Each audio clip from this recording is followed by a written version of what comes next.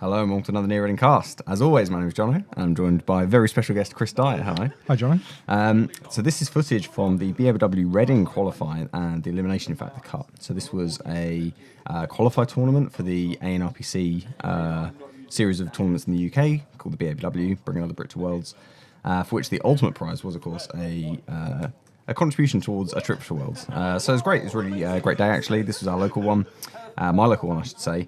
And on the left-hand side, we have Ollie McEnteggart, who's from the area, playing CTM, against Dave Etherington, who's definitely from the area, playing Valencia. So I know you've played a lot of CTM, probably less Valencia. Any particular insight into what the two players maybe want to look for at the start of this game? So what Ollie really wants to do is that he wants one econ asset, he wants to ice one vulnerable server, and he wants to he wants to play one econ card, he wants to ice the most vulnerable server, and he wants to play one asset. Yes. Ideally, it's a Sensi, which it is. Yeah. And all of a sudden, this is why CTM is such a great idea. All of a sudden, his board state will just explode. Yeah. Okay. So he's got off to a great start. Exactly. Right? What Dave needs to do is keep his economy up because he wants to be able to trash assets, keep Ollie's board state in check without being too vulnerable to hard-hit news. But he's also got to do that while developing his own game plan. So like you said, Ollie's first term was very strong. He did get the Sensi down and sweeps and an ice on R&D. He's probably not too worried about HQ at the moment, especially if the Sensi stick. The Sensi will filter his cards. And Dave's first turn was to credit Install Liberated and use it twice. So he didn't check the remote, but you can bet now that he's got money, he's going to start checking. He has to deal with it now, Of course, the bad pub doesn't turn on blackmail, things like that, but it does also give him the discount on trashing, so he can trash senses for just one. He has made a run, though, but as long as he can keep his money up. So as long as your econ is above 8, as long as you've got more than 8 credits, you're reasonably safe, even if they do have hard-hitting news, because you can clear the tags on your turn, and CTM doesn't want to take that economic hit, paying too much into a hard-hitting news trace too often. Yeah, and it's obviously not worth it unless you can actually land the 4 tags.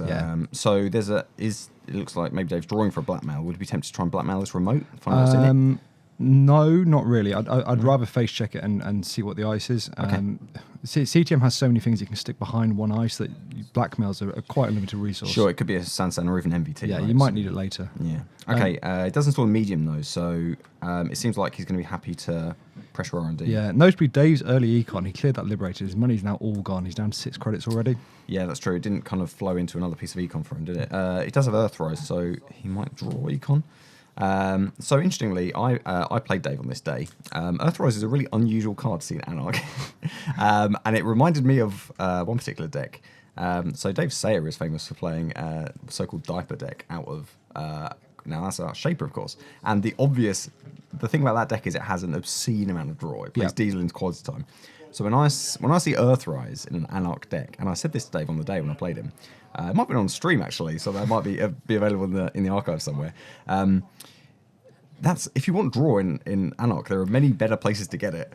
So that suggests to me there's a lot of draw and that something weird is going to happen in this. What it maybe suggests, and the best draw card, depending on your deck, is Inject. But if your deck is using very key programs, you can't play Inject because it just gets rid of the cards you most want to draw. So maybe that's why. Yeah, that's true. Ollie's got another Sensi now, and that pad campaign has ticked over for several turns. And you can see his board state is already almost out of control.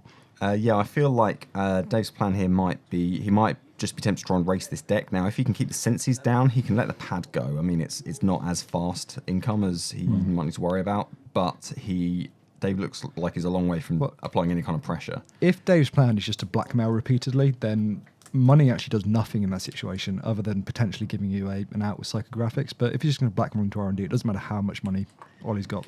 Yeah, exactly, that's right. But killing Sensi would be good. He didn't, and I'm going to assume the reason is because he only has 6 credits, so that he doesn't want to make a run at this point, not without getting more economy. No, because that Sensi has rolled a few turns, Ollie's been able to sculpt his hand, which means he almost certainly does have a hard-hitting news by now. So if you run, you're going to be tagged 4 or 5 times. And that gives you psychographics as a way to score points quickly.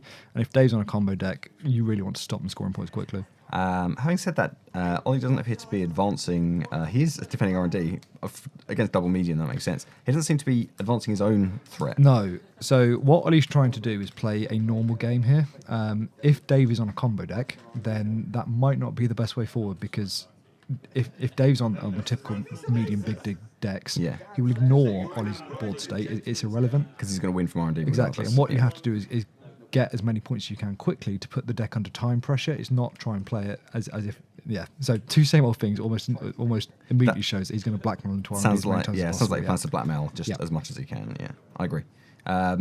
Meanwhile, another Sensi. Okay, so I got to feel like if that is a Sansan in the remote, then Ollie must be close to scoring. So most likely it's a Sansan. It could be an MVT, which he put down as bait, but if so, it didn't really work because Dave's plan was never to run. It could be looking for a Sansan. If it is a Sansan, even if it's not really, Ollie probably just needs to throw as many genders as possible into that remote and just keep cycling them through. Sansan would be ideal because it means there's no risk of them being stolen.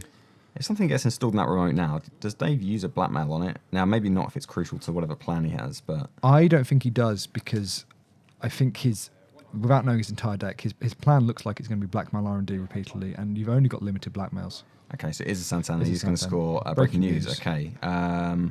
So that was 8 credits, so close to count seems good. All seeing I would be better to get rid of the same old things. Yeah, okay. In fact, I remember what happened here. He was looking for a closed count, but he'd accidentally discarded it in the previous turn, or in an earlier turn. He hadn't drawn it yet, maybe. So he did, in fact, end up all seeing I. I think that's better anyway. Yeah. The same old things seem pretty important. I mean, he doesn't... Dave doesn't have a lot of money, so closed accounts isn't incredibly high impact. No, he's got no breakers. He's got nothing out. So his board state's not particularly developed, but those same old things together with 3 credits means you can get blackmail. You can blackmail to R&D 3 times, which is a lot of access potentially. Yeah. So he does inject, and he's going to draw some economy, and I've had worse. Okay. So he's still not very rich. He's not rich enough to go after these senses, which is a real shame because now there's a res Sansan as well. This could get carried away. Yeah, Dave's under a lot of pressure time-wise here. So he hasn't actually drawn that many cards. The problem with Valencia, she's great for combo decks, but the 50 cards does mean you're slightly less consistent. Yeah, that's true. Yeah, he does. So he doesn't. Is it possible he hasn't drawn a blackmail? That seems unlikely. It's possible. The other option is that one blackmail isn't going to do much from here. Depending on what his combo is, whether he's using something like Hive Mind or Incubator. Because blackmail's a limited resource, especially now that the same old things have gone, he's going to have to make as much of the blackmails as he can. At the moment, he'd be accessing 2 cards, which isn't great. Yeah, I don't think he has any way of artificially boosting these mediums, though. He has to actually have successful runs. It's possible that after install those 2 same old things, if he had a blackmail in the hand, this last turn could have gone very differently from if they hadn't been trashed. Because at that point, he can blackmail, same old blackmail, and then the following turn doesn't matter if he's covered in tags because he's going to get, 4 or 7... whatever accesses. And the problem is he's got no way into... Another breaking news, and he's going to kill an Armitage, okay. Sure, so it's interesting that he's not trying to score anything bigger, like an Astro or something at this point would be fairly huge. Even Beal. Even Beal. You probably just draw what you get. You see what sense he gives you and you just score that. Okay, so we've got DDoS as well, so that's going to help to some extent. It does mean that he can go after HQ, for instance. Yeah, what's interesting is we've seen none of Dave's influence so far. That's true. That is true. Account Siphon is a legitimate threat here just to slow the corp down. Yeah, that's true. And with DDoS, that is a threat, especially if it intends to go tag me eventually, which it might do. He might want to wait for these casts to run out, but he's against the clock a little bit. So bidding I've had worse. Does that suggest he might have whatever cards he wanted to draw? It should mean that he doesn't need to draw.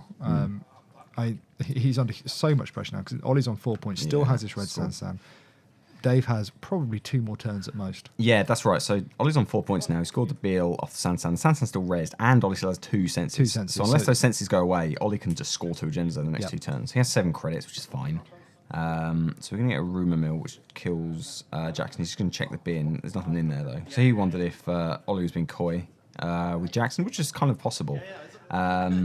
It was, but because Sensi's been going all game. That's true. Most of the agendas are on the bottom of the deck by now. Yeah, it feels like it was like a bit of a desperation move from Dave, who can get up to 6 credits this turn. He does have 2 casts, though, so he can avoid hard-hitting news at this point if he bothers. Yeah, the problem is he's not accessing any cards from R&D, so Ollie's still got freedom to find whatever card he needs with Sensi. The only way you could stop him winning now is to stop the agendas coming through.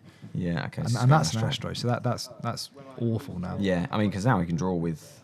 Well, he can't draw a Jackson. He can draw a Jackson because Rumour Mill's been trashed. Cleared Rumour Mill, yeah. So he could draw a Jackson even and install on click 2 and still advance with an Astro cannon and score 3-2. That's right. So he's got 2 breaking news, BL and an Astro. So we can probably assume there's 1 more breaking news, 2 more BL, and 3 GFI. That's right, yeah. He That's can't score the standard. GFIs at the moment unless he's got a biotic. he Again, can- we haven't seen much of Ollie's influence either, actually. So CTM lists usually have 4 influence that That's they can true. spare Yeah. after 2 Sansans, 3 breaking news, 3 GFIs. We haven't seen any bankers or anything like that. No bankers, no biotics. So if he's yeah. got a biotic, he can actually score GFI from hand. Or even could leave the GFI on the Sansan. Yep. At this point, he's probably got an exchange in hand, for instance. So if he does draw breaking news, he could win that way. Oh, he's got a bit in hand. Okay. bit in hand. All right. So he scores. So Dave wasn't tempted to try and put up pressure on that last turn, but to be honest, he kind of lost the momentum, right? No, Dave never got close to getting set up, and one of the reasons CTM is so strong is it's so fast.